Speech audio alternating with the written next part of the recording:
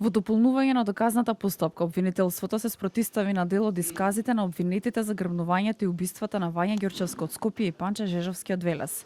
Обвинителките презентираа видео снимки кои се од критичниот период пред убиствата на Ѓурчевска и Жежовски.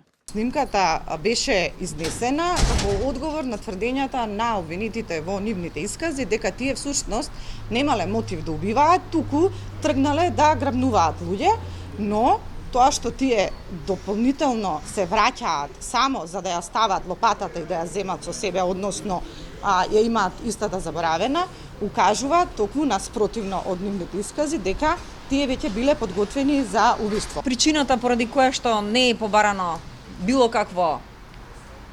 каков износ на парични средства или било што друго, очигледно било во контекст на целта која што сакале да ја остварат, а не дека нема користољубие во случаев.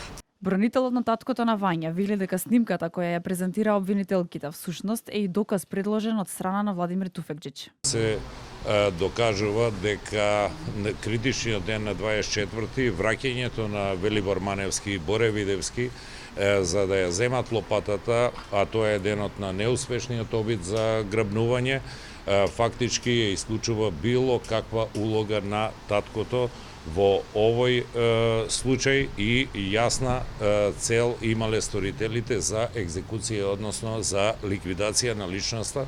Прво обвинетиот за грабнувањето и убиствата на Ѓурчевска и Жежовски, Љупчо Палевски, посочи дека за време на киднапирањето и убиството на Жежовски, односно на 22 ноември 2023 година, поправал котел за парно кај сведокот Ерол Османи. Палевски приговараше и праша зошто немало вештачење на пиштолот зброевка, чаурата од 9 мм најдена кај местото Рудника и Велес. Одбраната потенцира дека има пропусти во истрагата. Нејасно ми е како од ова оружје нема испукано и нема таков материјал за доказ во МВР.